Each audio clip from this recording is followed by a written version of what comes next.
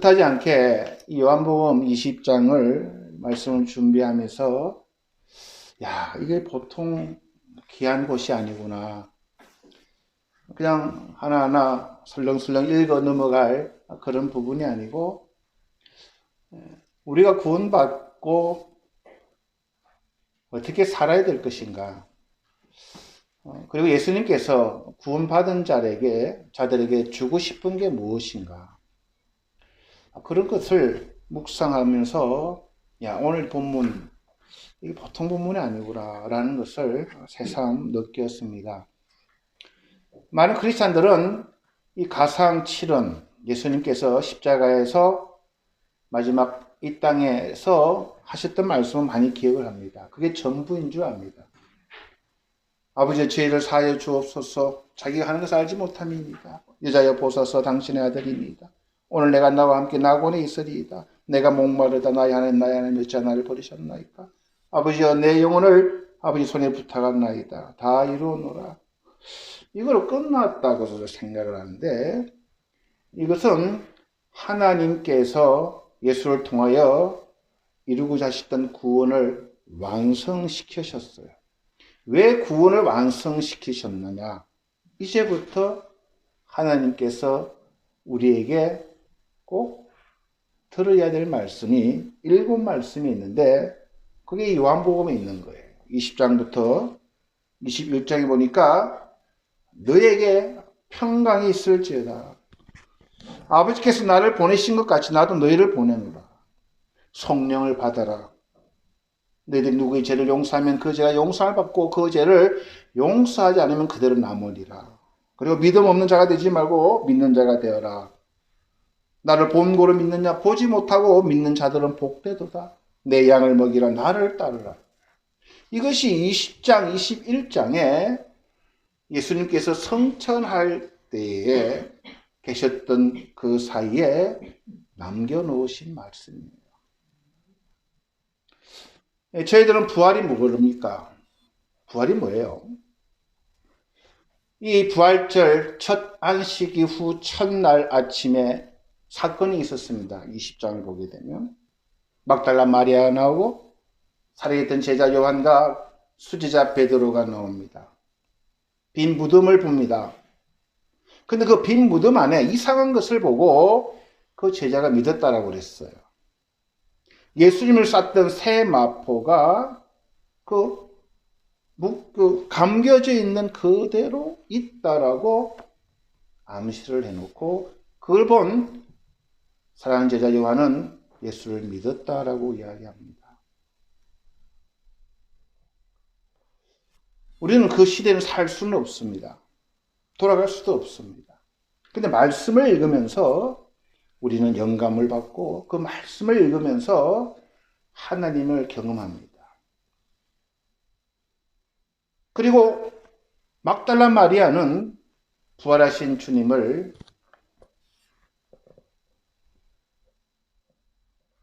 잃어버렸다고 울고 있습니다. 천사가 와서 왜 우느냐 묻지만 동문서답을 합니다. 예수님께서 나타나셔서 또 묻습니다. 왜 우느냐? 누구를 찾느냐?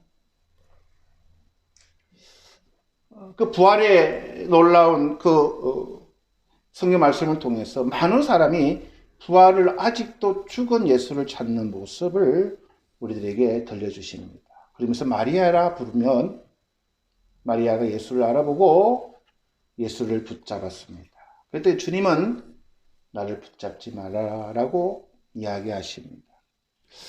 많은 크리스찬들이 아직도 예수님을 만나면 그 황홀함에 젖어서 거기가 좋사옵나이다 라고 주장하고 싶은 그런 마리아에게 내 형제들이 가서 전하라 라고 사명을 줍니다.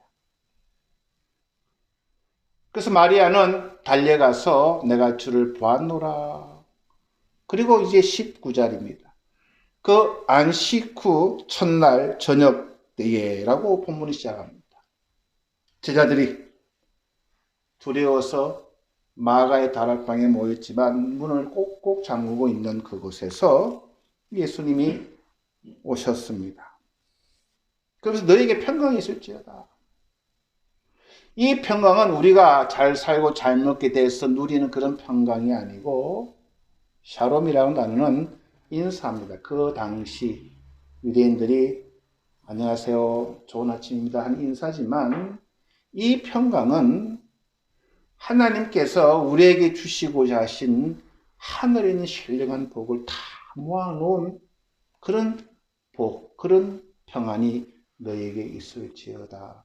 하나님만이 줄 수 있는 평안입니다. 이걸 역으로 말씀을 드리면 우리 인간의 모든 생사고락, 인간의 모든 고민, 죽음 후의 문제 등등 우리 인간의 모든 문제를 십자가에서 해결하시고 부활하신 하나님만이 주실 수 있는 평화입니다. 그래서 우리는 이 평화를 누리는 존재입니다.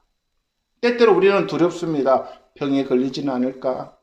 내가 앞으로 살아갈 때 참 힘들지는 않을까? 그래서 우리는 모든 시대, 모든 환경 가운데에 이 평안을 붙들고 살아가는 존재가 되어야 됩니다. 저는 참 좋아하는 게요. 예수님이 십자가를 지실 때에 나 죽어야 돼. 나 다 죽어야 너희들 다 살려. 당당히 가신 게 아니에요. 부들부들 떠셨어요. 얼마나 고마운지 몰라요. 우리 믿음이 없을 수가 있습니다. 두렵고 조금만 우리는 부족해도 많아도 두려워하고 불안해합니다. 근데 예수님의 첫마디가 너희에게 평안이 있을지어다. 그 평안은 우리가 참 어떻게 표현할지 모르겠어도요. 어떻게 표현할까? 일단 우리는 죽음 후의 문제는 해결받은 존재들입니다. 가장 큰 문제는 해결받았어요. 그건 영원히 살 약속을 보장받은 존재들입니다. 그래서 지금 가장 큰 위로요 복일런지도 모릅니다. 그래서 주님은 두 번째 말씀을 하시죠. 어떤 말씀을 하셨어요? 아버지가 나를 이 땅에 보낸 것처럼 이제는 내가 우리를 이 땅에 보내노라 하고 이야기하시는 거예요. 이것도 우리가 깊게 묵상해야 됩니다. 저번주에 말씀드렸어요. 우리가 있는 곳이 좋으면 좋지만 안 좋을 때도 참 많아요.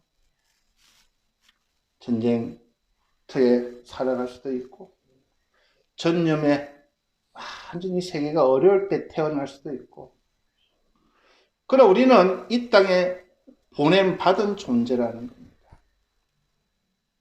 왜 우리가 구원받았어요? 일단 다시 보내시는 거예요. 구원받은 자들로. 서시고자 하신 거예요. 주님이 쓰겠다는 거예요. 이 땅에 천한 것으로 쓰실 수 있고 귀한 것으로 쓰실 수 있고 하여튼 우리는 쓰임받는 존재라는 것만 우리가 묵상하며 그것을 기억만 해도 내 팔자라는 소리는 안 나올 것 같아요. 믿는 분들도 많이 하잖아요. 저도 때때로 주님 앞에 내 팔자라고 하고 싶을 때가 있어요. 그럴 때마다 부활하신 주님이 나를 거기 쓰시겠더라.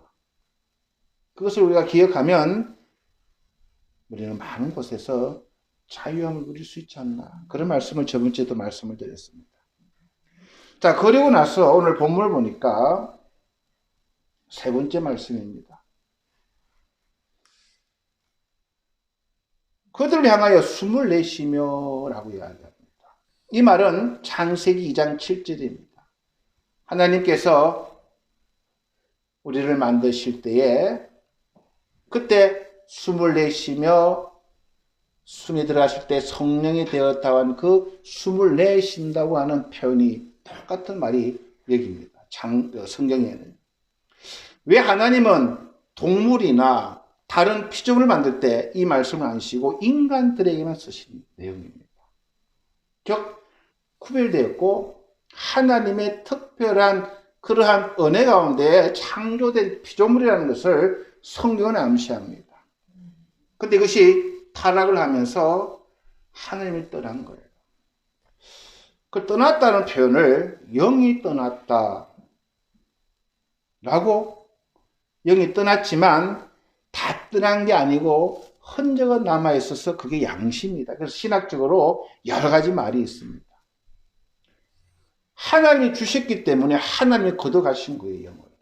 그 하나님의 영이 없기 때문에 인간은 죄의 종로로 타며 죽을 수밖에 없는 존재로 전락해버렸다는 게 성경의 관점입니다. 그 영을 예수 그리스도께서 회복시켜 주시다는 거예요. 이건 놀라운 그런 내용입니다.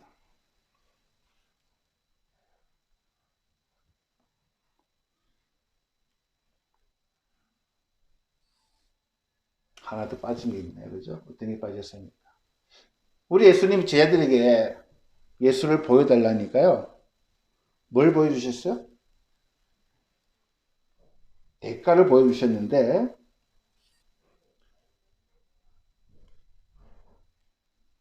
손과 옆구리를 제자에게 보여주시니 제자들이 보고 기뻐하더라. 이거 저번주에 말씀드렸습니다. 우리가 선 가려면 대가를 치러야 됩니다. 그리고 나서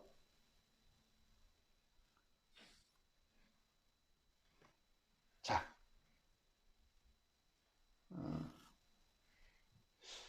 우리가 선교를 할 때에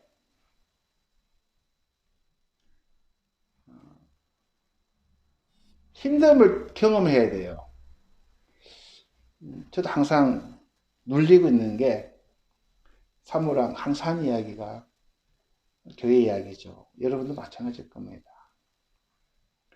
전도 좀 됐으면 좋겠고, 번듯한 그런 예배당도 있으면 좋겠고, 사람은 이렇게 많은데 어쩜 이렇게 전도가 안 되느냐, 뭐 그런 이야기. 당신이 빡시게 기도 안 해서 그렇다 하고, 뭐 다 내 책임이에요. 그럴 때마다 막 저는 그냥 막 쪼그러들어요. 쪼그러들어야 나중엔 안 보여요. 어디 있는지가 없어. 제가 얼마나 쪼그러들었든지 창피하기도 하고.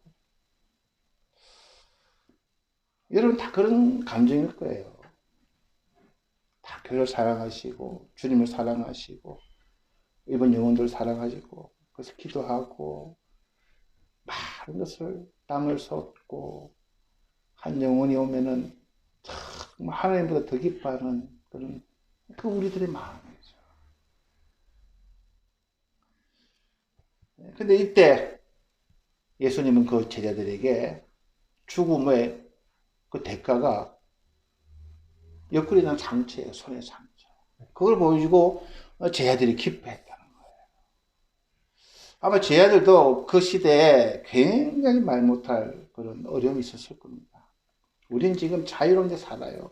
우리가 예수를 믿는다든가 핍박하는 사람도 없고. 그런데 그 당시는 정말 예수를 믿는다는 것이, 그걸 따라간다는 것이, 이거는 목숨을 걸 일이었어요.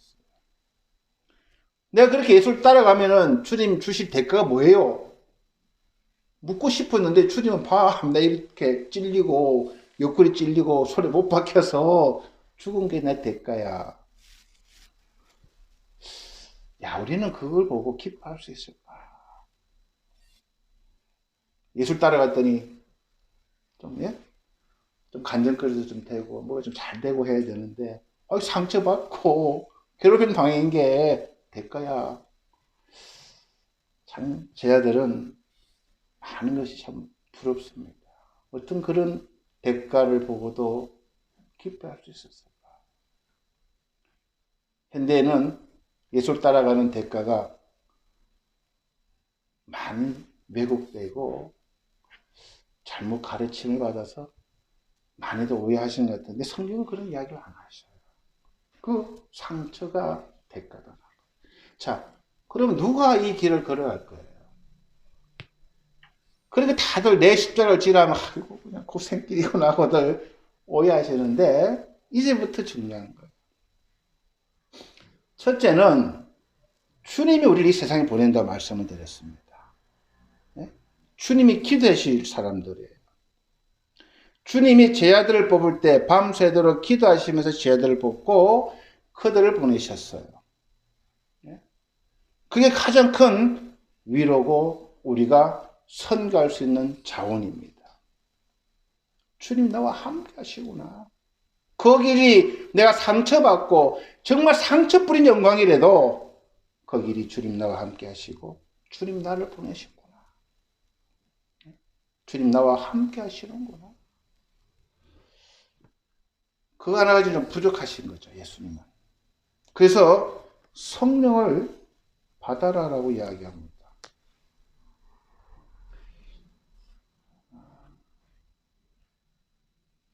성경에는 성령에 대해서 두 개가 나옵니다.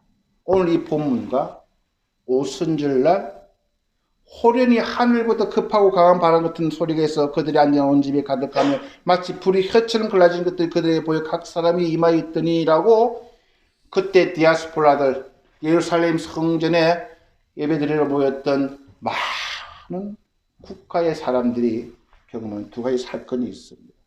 굉장히 연관이 됩니다. 첫 번째 사건은 부활하신 후 저녁 굉장히 두렵고 떨림으로 있던 자들, 작은 무리에게 그 일이 임하시고 거기에 인치신 거예요. 초대교회 예수의 제자들. 그리고 이 사건이 예루살렘 사마리아 땅 끝까지 갈 때에 이 오순절이라고 하는 하나님의 계획이 있는 거예요. 기가 막힌 거예요, 성경은요. 기가 막히게 연결되는 겁니다. 어찌됐든 이 숨을 내쉬며 성령을 받아라라고 이야기합니다.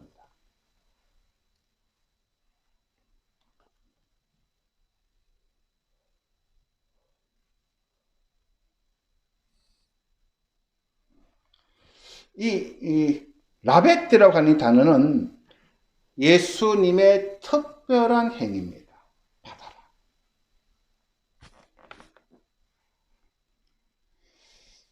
저는 오늘 본문을 준비하면서 이 받아라라고 하는 사실은 없었다고 하는 것을 전제로 주시는 말씀입니다. 있는데 뭘 받아요? 없었어요. 구약에는 없었다는 거예요. 예수님이 오셔서 인간을 회복시키고 샬롬을 허락하시며 인간의 근원적인 문제가 해결되고 하나님이 주시고자 하셨던 그 영적인 복을 받아라는 거예요. 죄와 짝하고 타락한 인간들이 그것이 특별한 사람들, 예언자나 선지자들에게 잠깐 허용되었던 하나님의 능력, 은혜가 받아라는 거예요. 주님의 특별한 행위입니다. 이것으로 인해서 초대교회의 첫 모임입니다. 그 모임은 어떤 모임이에요? 마가의 다락방의 모임은 두려워하고 불안해하고 밖을 나가지 못하고 어둡고 어떻게 될지 막연하고 그러한 곳에 받아라라고 예수님은 성령을 주셨어요. 하나님의 임재와 하나님의 영적 통찰력과 성령의 은사와 하나님의 인식과 이 두 세계의 경험인 거예요. 하나님을 알지 못하던 그러한 곳에 두렵고 불안해하고 막연하고 어둡고 어찌 될지 모르는 그러한 세계에서 눈이 확 열어지며 새로운 사는 길, 새로운 하나님의 나라의 도래가 이 바다라고 하는 이 단어 가운데에 역사가 갈라지는 사건이 있었다는 거예요. 많은 사람들이 저도 그랬어요. 성령을 어떻게 받아요? 기도를 많이 해야 돼요. 방언을 해야 되고. 그래서 그걸 시킨 대로 했어요. 근데 이 본문 말씀을 준비하면서 이건 하나님의 은혜구나. 그때 무슨 사건이 있었는지 우리가 그 사건을 돌아가서 예수님이 부활하신 그 아침의 사건과 이 저녁의 사건에 무슨 일이 있었냐는 거예요. 우린 주님을 따라다녔습니다. 우리 여기는 3년 이상 다 따라다녔어요. 주님을 듣고 말씀을 우리는 묵상하고 우리는 그 말씀을 받아들였어요. 어떤 분인가를 알아요. 근데 성령을 받았다고 이야기하는데 어떻게 받을까? 하나님의 은혜로 주신 거예요. 어느 날 갑자기 이 십자가가 내 십자가고 이 십자가가 아니면 인류의 구원할 길이 열리지 않았고 이 십자가를 통하여 하나님이 예비하신 사탄을 권세를 누르고 약속하신 우리에게 영생을 주시려고 예수를 보내셨구나. 그 사건이 믿어지기 시작하고 그것이 받는 거라는 거예요. 받았다는 거예요, 우리가.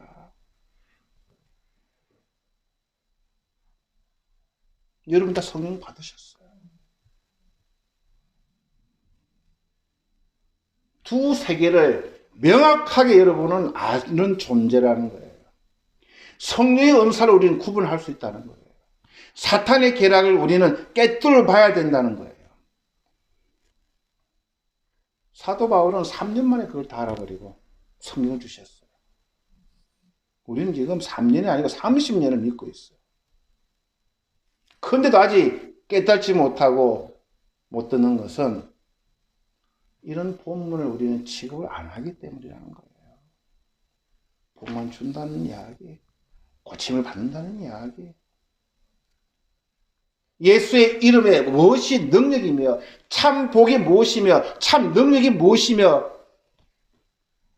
선교의 대가가 우리가 정말 성경은 뭐라고 이야기하는 것을 우리는 귀담아 듣지 않았기 때문에 주님께 봉사하면 잘 된다 하더라. 뭐가요? 다 범사에 잘 된다 하더라. 저도 그랬으면 좋겠지만 오늘 본문은 다른 본문은 잘 되는 게 있습니다. 오해는 하지 마십시오. 그거는 덤으로 주님이 주시는 은혜예요. 그리 아니하시고 상처투성이라도 그게 성경적이라는 거라. 이 기준에 서 있지 않으면 무너진다는 거예요. 하나님을 내가 정말 목숨 거 쫓아갔는데 상처뿐이에요. 이 본문을 우리가 기억 못하면요, 우리의 신앙은 흔들린다는 거예요. 여기에 서서 주님을 따랐던 대가가 상상외로 많으면 얼마나 고마운 거예요. 이 기초를 우리는 자꾸 닦아야 되는 거예요. 바르게 놓아야 되는 거예요. 그래야 아주 작은 것 하나도 우리가 고마워하고 감사하게 생각하는 거예요.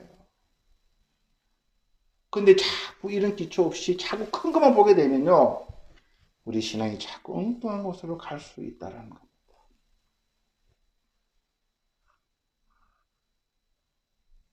그래서 우리는 받았어요. 믿음으로 받는 거예요. 초대교회는 이 믿음을 가지고 이 부활의 주님을 만나 성령을 받음으로 초대교회는 성장합니다. 처음에는 마가의 다락방에서 작게 시작했던 것이 120문도로 늘어나고 오순절에 각 나라 방언으로 이 놀라운 성령의 역사가 퍼져나가는 거예요. 그러고 나서 우리에게 특권을 주셨어요. 자, 평안을 주셨죠? 제자로 우리가 이 땅에 쓰임받는 존재로 우리는 부름을 받았어요. 예? 그리고 우리에게 성령을 주셨습니다. 천지가 계획할 영을 주셨어요. 이 성령을 인해서 하나님의 계획과 이 땅에 우리가 살아갈 지혜를 주시고 성령 은사를 주시고 하나님을 느낄 수 있는 영적 감각을 회복시켜 주시고 하나님의 존재에 살아감이 어떤 것인지 성경의 말씀을 진리 말씀을 깨닫는 그런 영을 주셨어요. 그래서 하나 더 주셨어요. 죄를 사하는 권세를 우리에게 주신 거예요. 다음 시간에 한 번 더 좀 더 말씀 나누고 싶지만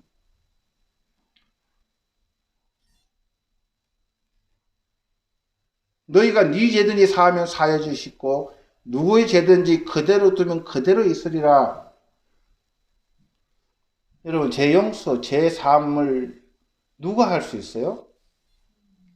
가톨릭 교회는요, 사제들만 한답니다.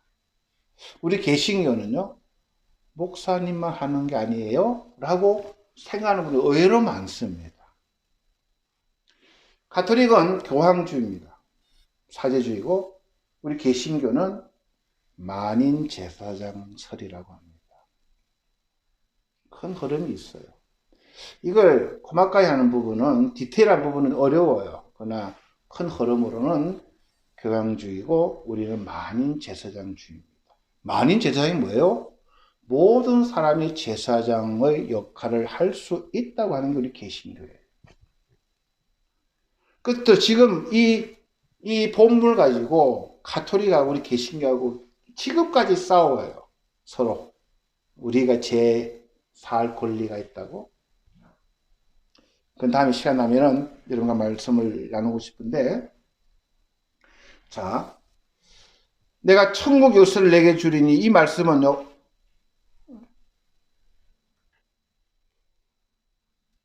또 마태복음에 나오죠.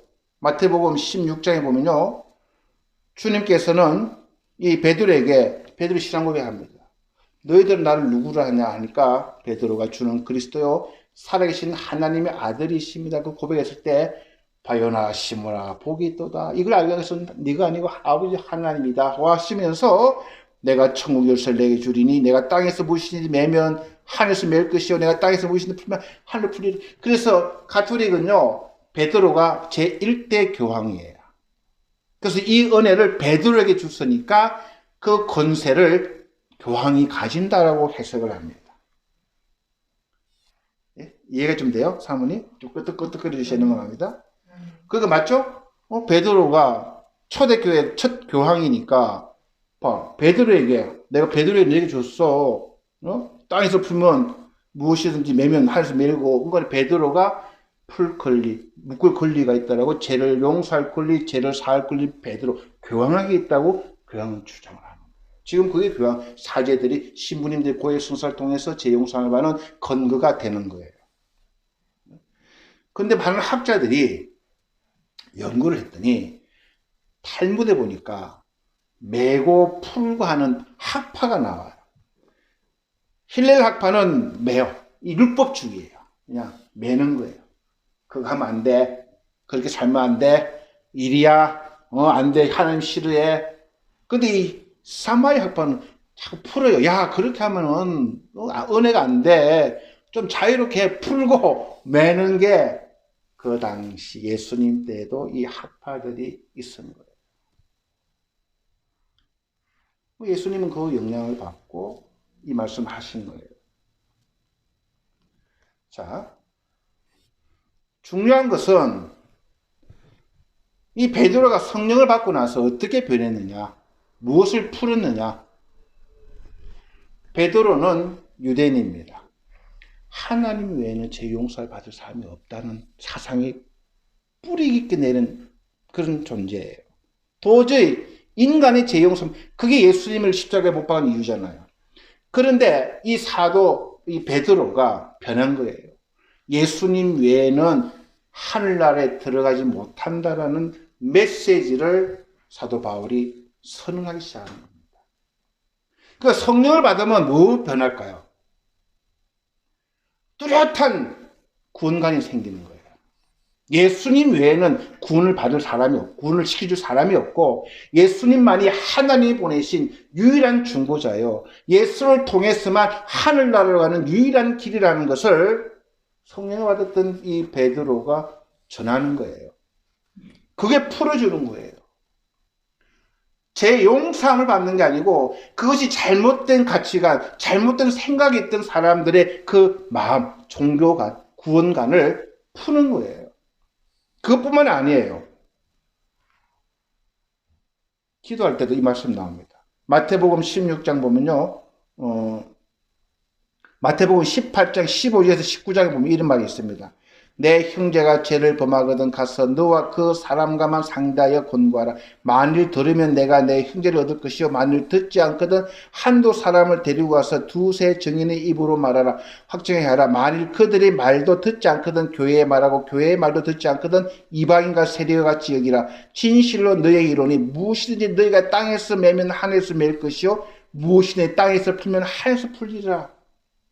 똑같은 그 당시 메고 푸는 내용을 오늘 본문뿐만 아니고 마태복음에서 그것을 이용합니다. 그 예수님께서도 이 마태복음 16장에 베드로에게 준 것이 아니고 그 당시에 전해져 내려온 그 이야기를 메고 풀고라고 이야기하면서 이것을 우리 신앙생활, 성령 받은 사람들의 삶의 모습으로 이것을 접목시킵니다. 메고 푸는 것은 우리가 해야 되는 거예요. 모르는 자들에게 예수님은 하나님의 자녀요, 하나님의 아들이요, 예수를 믿음으로 너희 죄는 용서함 받는다는 선포하는 것이 베드로에 나타난 특징이 하나고, 그 다음에 우리가 형제들의 문제를 놓고 우리가 권면하고 기도하고 그걸 용서해 줄 수 있다라는 것이 성경의 증언입니다. 이게 왜 중요하냐면요.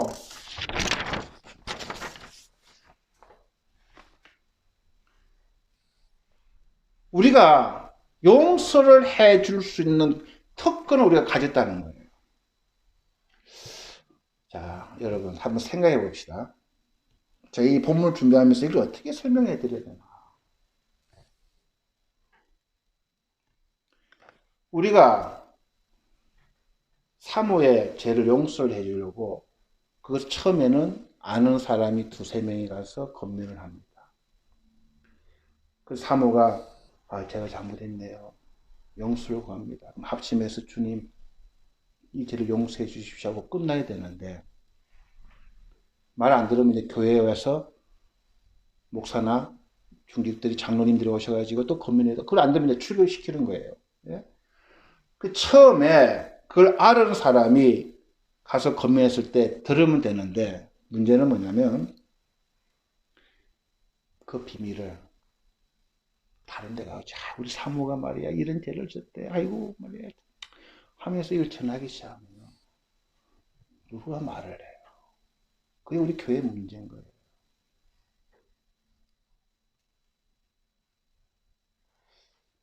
그러니까 가톨릭이 좋을 수도 있어요. 신부한테 이야기하면은 말은 퍼지지 않으니까. 신부들은 죽을 때까지 내 비밀을 품고 죽어주시니까 말은 하고 싶은데 교회에 와서 이 본문대로 하면 형제 잘못했을 때 집사님들 친한 집사님, 신실한 집사님 모시고 가서 같이 사모님 이런 죄 지으셨네요. 그럴 수도 있죠. 우리 서로 기도합시다. 하나님 용서를 구합시다. 용서하고 회개하고 풀어줘야 되는데 뒤로 가가지고 우리 사모가 말입니다. 뭐 이런 죄를 지었어요. 여러분 어느 쪽이 좋아요? 집사님 어느 쪽이 좋아요?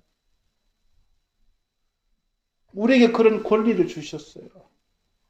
그런 특권을 주셨어요. 그 사람을 용서하고 이해하고 품고 그러기 위해서는 어떻게 해야 되나? 우리 믿음이 성숙해야 되는 거예요. 자기가 얼마나 추하고 얼마나 악한 죄에서 용서함 받은 것을 깊게 묵상하고 이 세상에서 우리가 하나님의 성령을 받은 사람으로 거룩하고 용서해 줄 수 있는 그런 인격체가 되어서 품을 낼 수 있는 그러한 존재가 되기를 위해서 하나님 우리에게 성령을 주셨는데 우리는 그렇게 못 살아낸다는 게 문제라는 거예요. 뭐가 좋을까? 저도 신학교 때 어떤 목사님, 일본의 유명한 목사님입니다. 신학 시간에 이런 말씀 하시더라고요. 죄를 지적하고 죄의 해결은 듣지 마십시오. 본인이 하나님과 직접 고백할 수 있도록 하는 게 좋을 때가 많습니다. 목사도 놀래서 아이고 그렇게 안 보이는 사람이 그런 죄를 졌어? 라고 선입견을 가질 수 있기 때문에 조심하시는 게 좋습니다.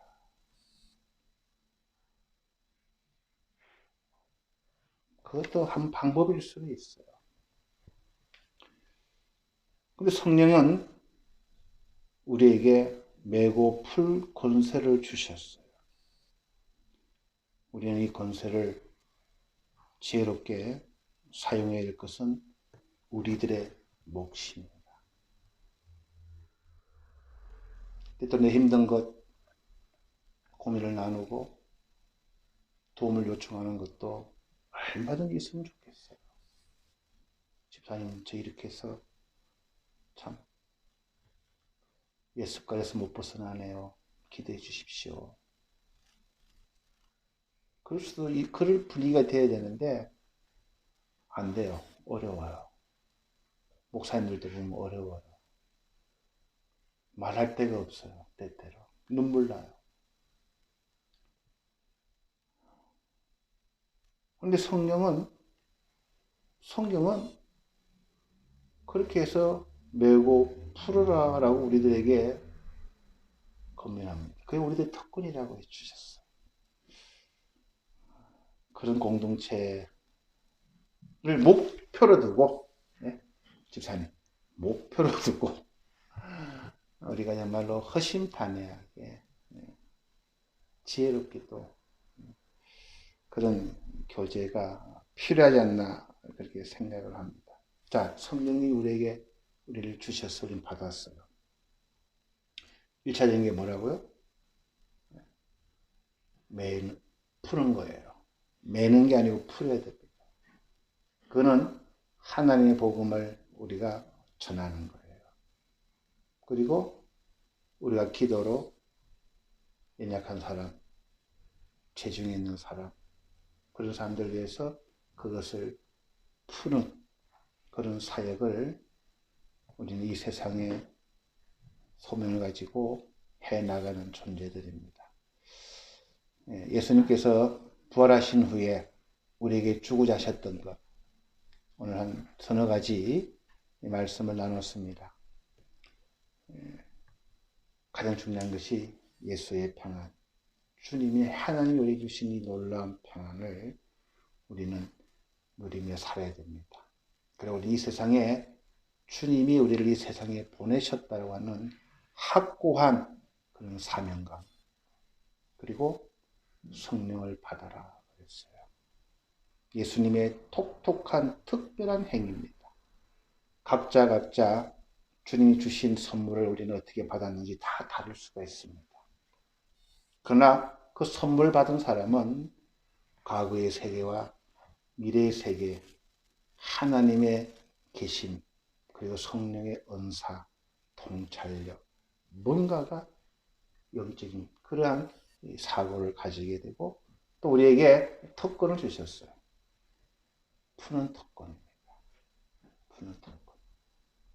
우리 공동체가 정말로 이런 푸는 특권을 우리가 잘 누리는 그런 공동체를 목표로 부족하지만 죄를 덮어주고 위로해주고 치유해주는 그런 공동체를 함께 우리가 지향하며 나아가기를 바랍니다. 잠깐 우리 기도하시겠습니다. 주님 은혜를 감사드립니다. 성령을 받으라.